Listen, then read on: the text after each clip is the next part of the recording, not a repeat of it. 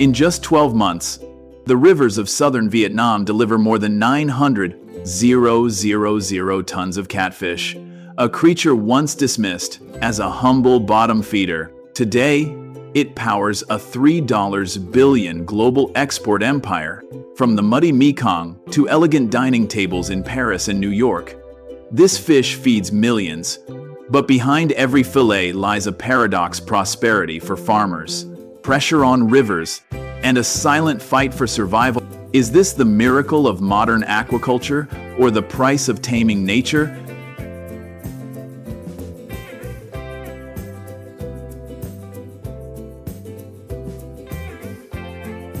Along the Mekong Delta, aquaculture is not just an industry, it's a lifeline.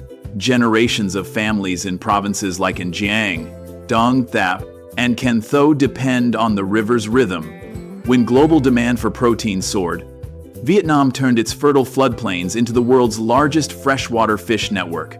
Today, over 300,000 people make a living from catfish, feeding an export chain that contributes over $3 billion annually to Vietnam's economy. Here, every pond reflects the hopes of a nation balancing growth, water, and tradition.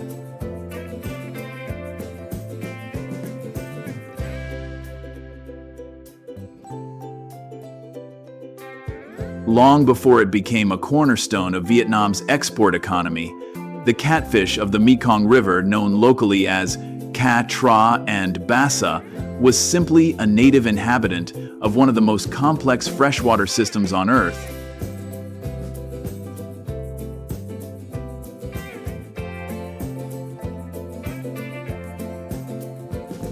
The Mekong, stretching over 4,000 kilometers from Tibet to the South China Sea, floods and recedes like a living pulse. For centuries, its fertile waters provided a perfect refuge for bottom-dwelling fish that could survive the extremes of monsoon and drought. Among them, the Pangasius species evolved not only to endure, but to thrive.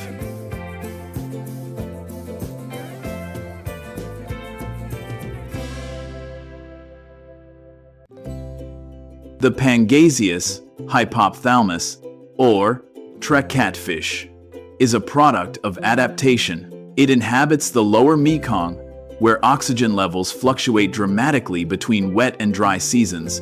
Unlike most freshwater species that suffocate in stagnant water, Pangasius developed a labyrinth organ, a small, spongy structure behind the gills that allows it to breathe air directly from the surface. This single feature made it one of the few fish that could tolerate the dense, oxygen-poor ponds humans would later create.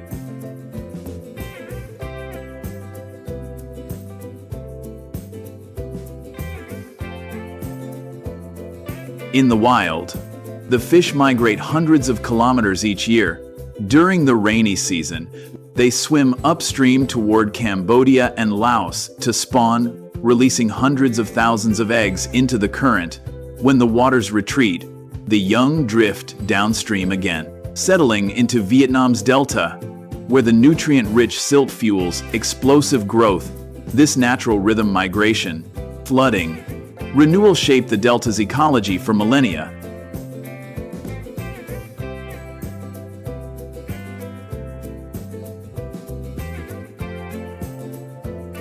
When Vietnamese farmers first experimented with raising Pangasius in the 1970 seconds, they relied on this same cycle. The early farms captured wild fingerlings during the flood and grew them in fenced ponds until harvest. But as demand for affordable protein increased across Asia and Europe, the limitations of nature weren't enough. Scientists in Anjiang province developed a breakthrough: artificial spawning. By simulating the temperature and current of the Mekong's floodwaters, they could trigger reproduction year-round, liberating the industry from seasonal dependence.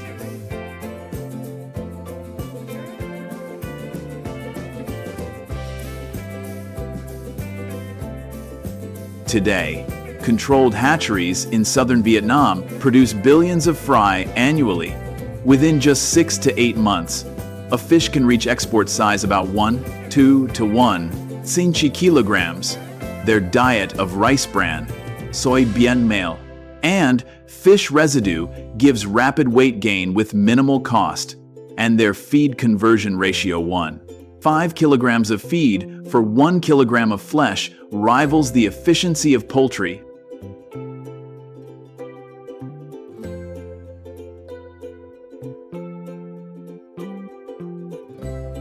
Biologically, Pangasius is a marvel of simplicity and resilience.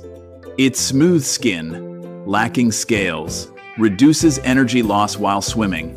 Its flexible diet allows it to feed on plankton, detritus, or pellets, depending on what the river provides, and its ability to withstand crowding makes it ideal for intensive farming, where density can exceed 60 fish per cubic meter.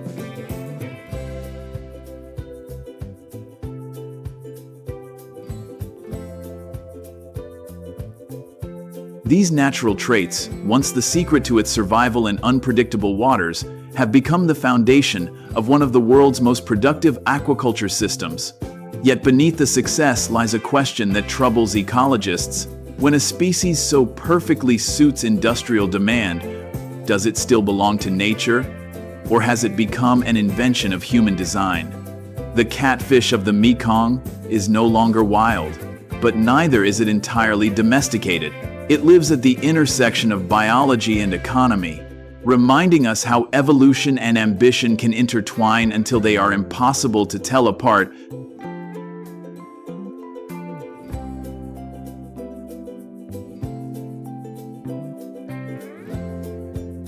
Before dawn breaks over the Mekong Delta, the air is already filled with the rhythmic thrum of diesel pumps.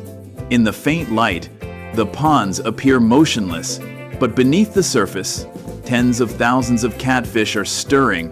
The harvest begins when the night air is still cool and the water holds its calmest breath. For the farmers, this is the most crucial time of the season, when months of care, feeding, and vigilance are put to the test.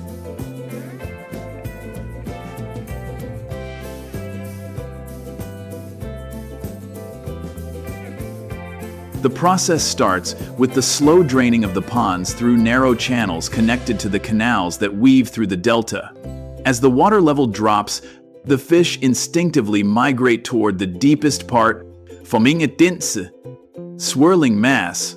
Teams of men and women, often family members working side by side, wade into the chest-deep mud to cast a wide nylon net lined with heavy lead weights. The operation requires strength, coordination, and timing. Each pull of the rope tightens the circle, trapping more of the fish in a concentrated cluster. The water begins to churn violently as thousands of bodies thrash against the current, sending sprays of brown foam into the air. It is a battle of endurance between human effort and the sheer force of life beneath the surface.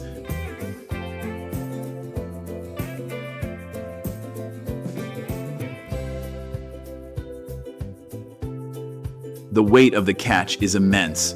Even small ponds can yield more than 80 tons of fish in a single harvest.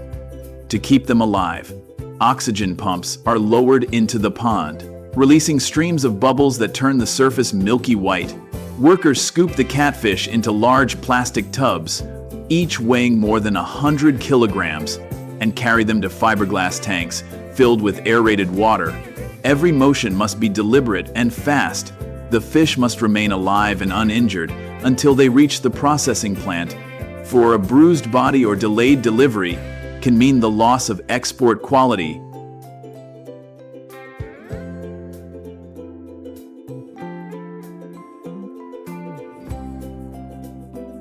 On traditional family farms, the process is still deeply communal. Neighbors gather to help each other harvest. Moving from pond to pond as the season progresses, elder farmers watch the color of the water and the movements of the fish, reading subtle changes invisible to the untrained eye. The younger generation, armed with phones and timers, track oxygen levels and loading schedules. Between the old and the new, the same patience and respect for the river endure.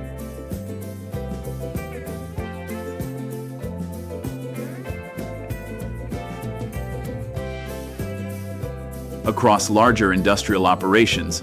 Mechanical harvesters now do the work of dozens. Steel conveyors descend into the ponds and lift the catfish directly into insulated trucks equipped with aeration systems. Inside these mobile tanks, the fish continue to swim, kept alive by streams of compressed air, as they are transported to the factories in Can Tho, Dong Tap, and Njang. The journey must be completed within 2 hours any longer. And the fish begin to lose vitality. Precision and timing are everything, and the logistics resemble those of a modern manufacturing line, powered not by machines alone, but by the discipline and instincts of people who have spent their lives reading the moods of water.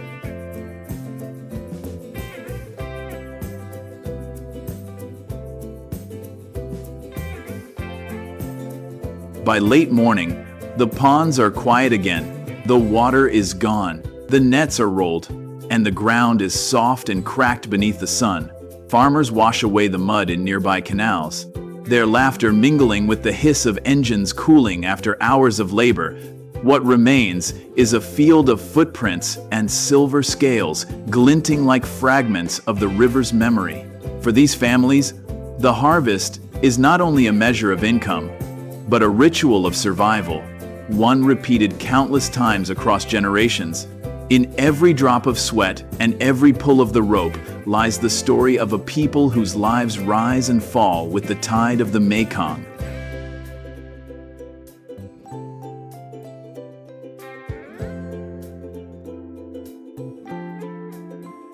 When the harvest ends, the work does not. As the last nets are hauled from the pond, a new rhythm begins on the banks of the Mekong. The fish, still alive and restless in their aerated tanks, must be sorted, graded, and certified before they can enter the global supply chain. Every hour matters. From the moment they leave the water, the countdown toward quality degradation begins, and the system that Vietnam has built over decades moves into motion with remarkable precision.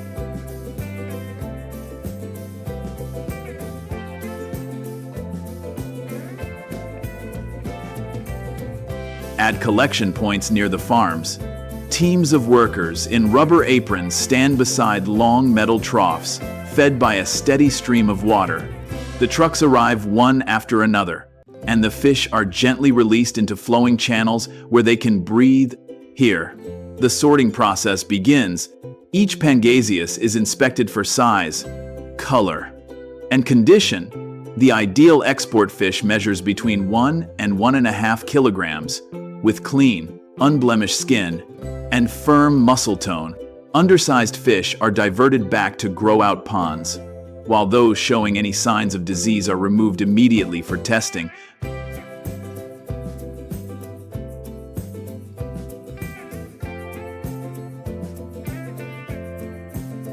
Beside the workers, officials from the Provincial Fisheries Department and company quality control units monitor the operation.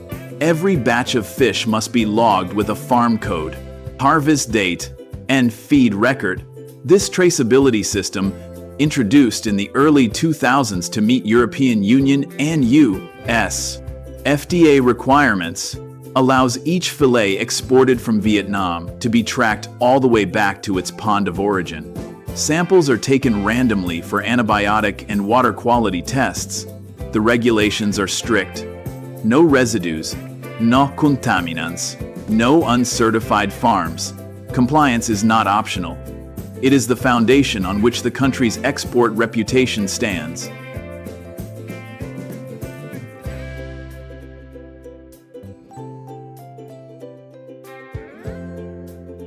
The sorting sites hum with efficiency, but also with human energy. Workers move quickly, rinsing, measuring, and transferring fish into clean tanks for the short journey to the processing plants. Large digital scales record the weight of every load, and inspectors sign off on the results. It is a blend of tradition and technology. The same hands that once hauled nets by the river now operate barcode scanners and oxygen gauges.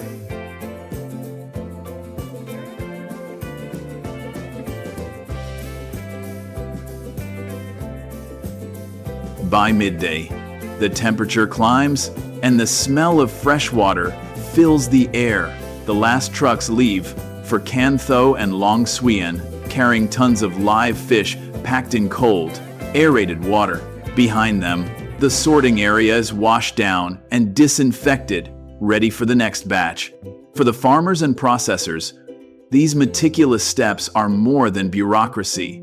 They are a safeguard, the barrier between a thriving global industry and the chaos that can follow one mistake.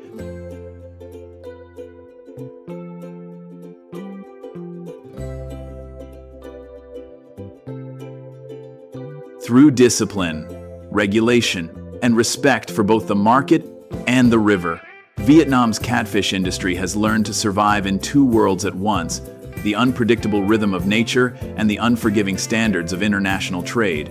It is in this balance, between mud and paperwork, between oxygen and export code, that the real heartbeat of the Mekong economy can be heard.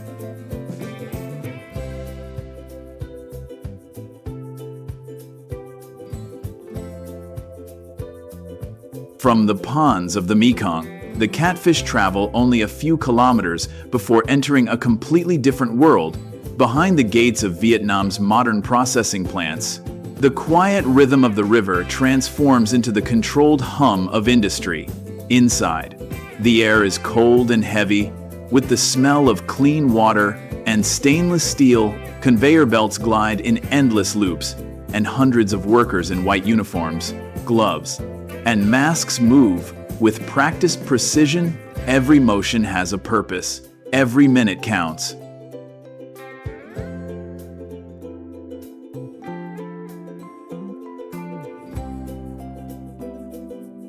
As the trucks arrive, the fish still alive are released into receiving tanks fed by chilled, oxygenated water.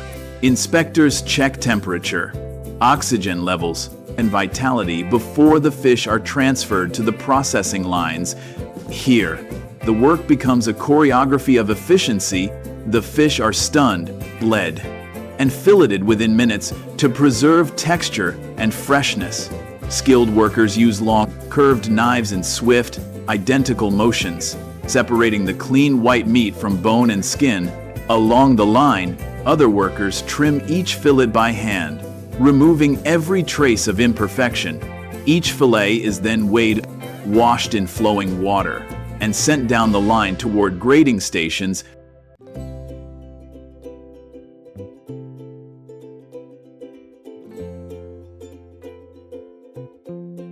Technology governs every stage. Sensors monitor the water's purity. Scales record the exact yield of each lot. Computer systems log the time and origin of every batch. The process may look mechanical, but it depends deeply on human attention. Most workers here come from the same farming families that raise the fish. They understand what months of care go into a single harvest, and they treat each load with quiet respect. For them, the factory is not a distant industry. It is the final step in a story that began in the river mud at dawn.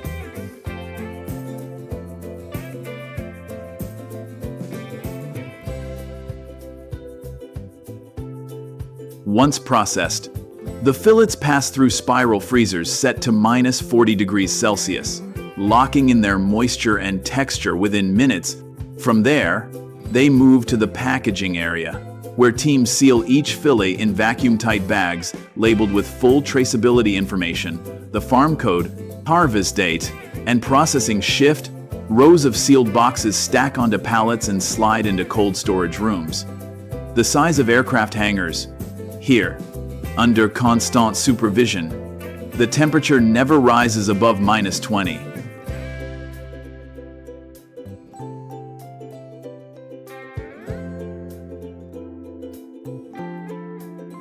Every day, fleets of refrigerated trucks depart for seaports in Can Tho, Ho Chi Minh City, and Vung Tau, where the product is loaded into temperature-controlled containers bound for Europe, North America, and the Middle East. In Paris and Berlin, it will appear as boneless white fish. In Cairo, it becomes fillet for local markets. In Manila and Bangkok, it's blended into fish balls and noodles. From one river system, an entire global network of protein supply is sustained.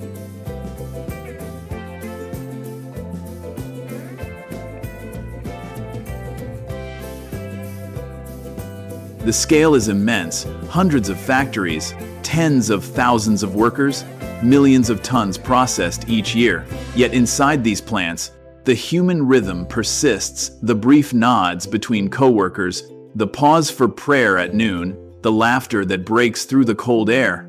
Beneath the sterile light and stainless steel is the same story that began in the mud, a story of endurance, adaptation, and survival through labor.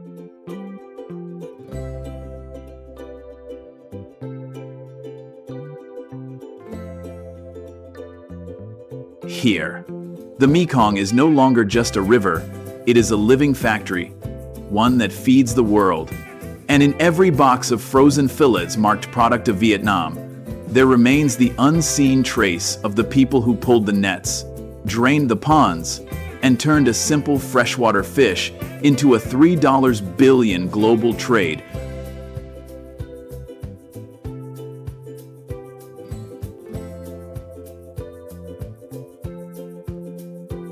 Each year, Vietnam's catfish industry generates more than $3 billion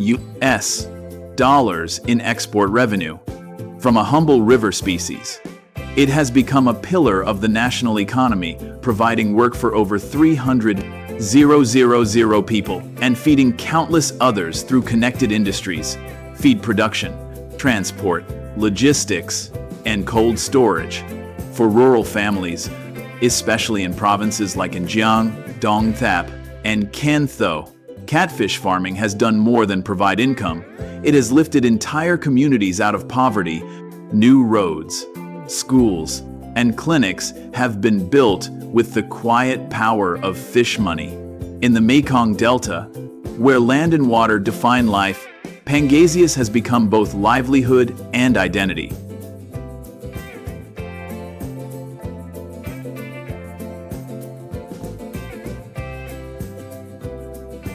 But prosperity comes with shadows.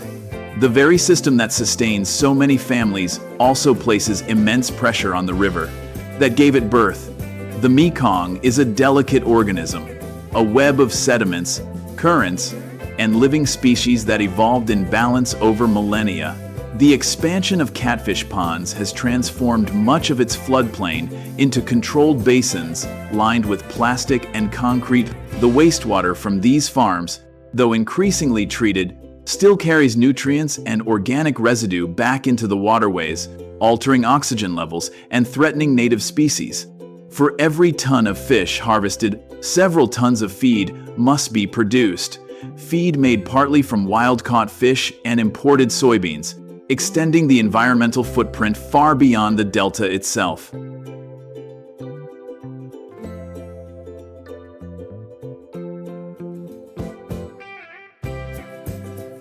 In response, Vietnam has spent years tightening regulation and upgrading infrastructure. Many farms now use closed water circulation systems, biological filters, and sustainable feed sourced from certified producers. The government works with international organizations to promote eco-certifications like ASC and Global Gap, ensuring that the river's bounty can continue without destroying its source. But the challenge remains profound: how to grow an export industry that feeds the world while keeping the river alive for the generations that depend on it.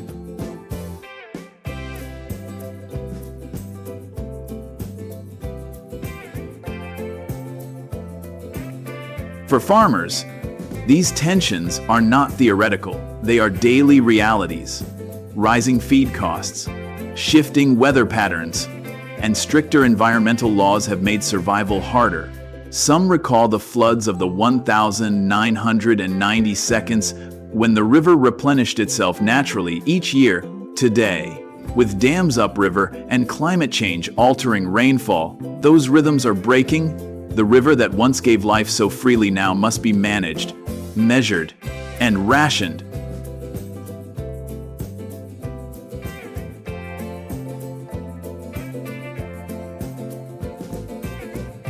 Economists call Pangasius a success story. Environmentalists call it a warning. Both are right. The fish symbolizes the promise and peril of human innovation, the ability to create abundance, and, at the same time, to endanger the balance that makes it possible. In the Mekong Delta, profit and ecology are no longer opposing forces. They are intertwined, each shaping the other's fate.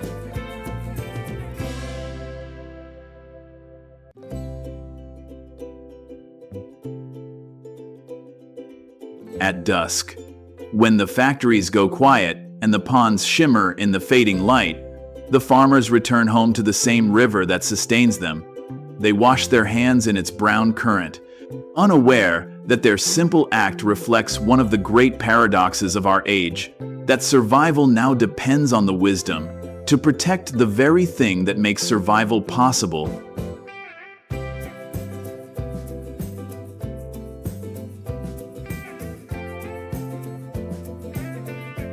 While the catfish reigns supreme in the freshwater ponds of the Mekong, it is not alone.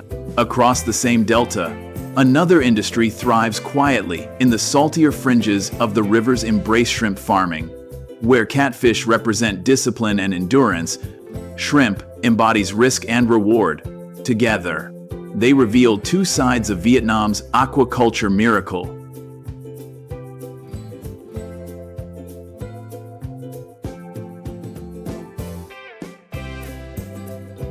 In the inland provinces like Giang and Dong Thap, the water is fresh and calm, suited for Pangasius, but closer to the sea, in Bac Lu and Ca Mau, the tides turn brackish.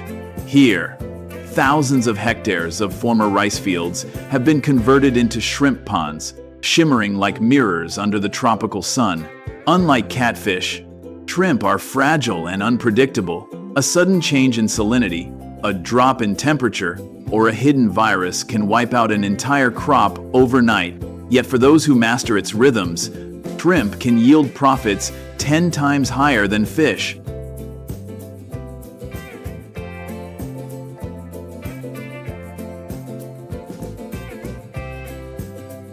Where the catfish farmer trusts consistency, the shrimp farmer gambles with precision. The ponds are smaller, the cycles shorter, and the stakes higher. To the naked eye, both industries look similar: nets, pumps, water, labor. But beneath the surface, their philosophies diverge. Catfish farming reflects human patience and control, an art of managing abundance. Shrimp farming is an act of constant adaptation, a reminder that nature never fully bends to human will.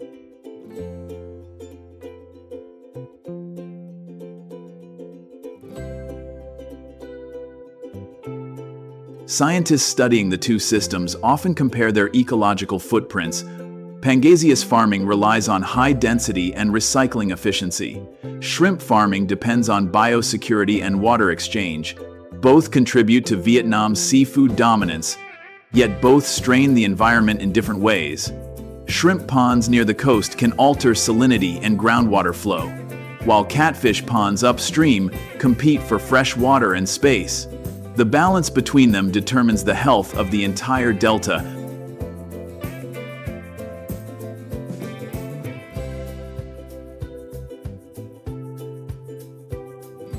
In recent years, a new model has emerged: integrated aquaculture, where catfish and shrimp coexist in separate but complementary cycles. Wastewater from catfish ponds, rich in nutrients, is filtered and reused in shrimp systems downstream. The shrimp, in turn, feed on the organic residues, closing a loop that once leaked into the river. It is an old idea reborn. The Mekong feeding itself through cooperation rather than competition.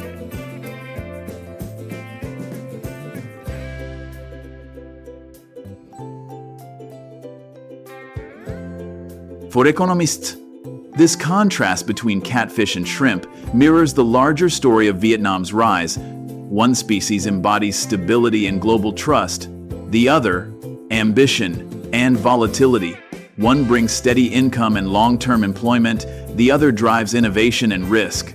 Together, They show how a single river can sustain multiple worlds, fresh and salt, predictable and wild, human and natural.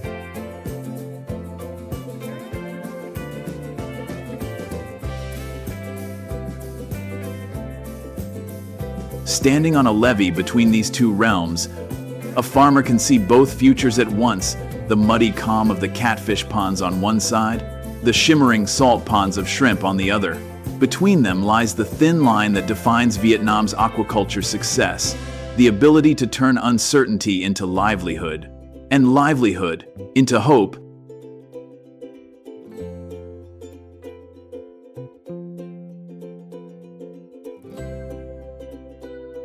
They thrive because humans built ponds where wild floods once ruled. They exist because the world demands cheap, clean protein. And as long as profit flows faster than the river, control remains an illusion. From the humble catfish to a $3 billion empire, this is more than food. It's the story of human ambition meeting nature's patience. Subscribe to Gom Discovery, where survival, economy, and nature collide.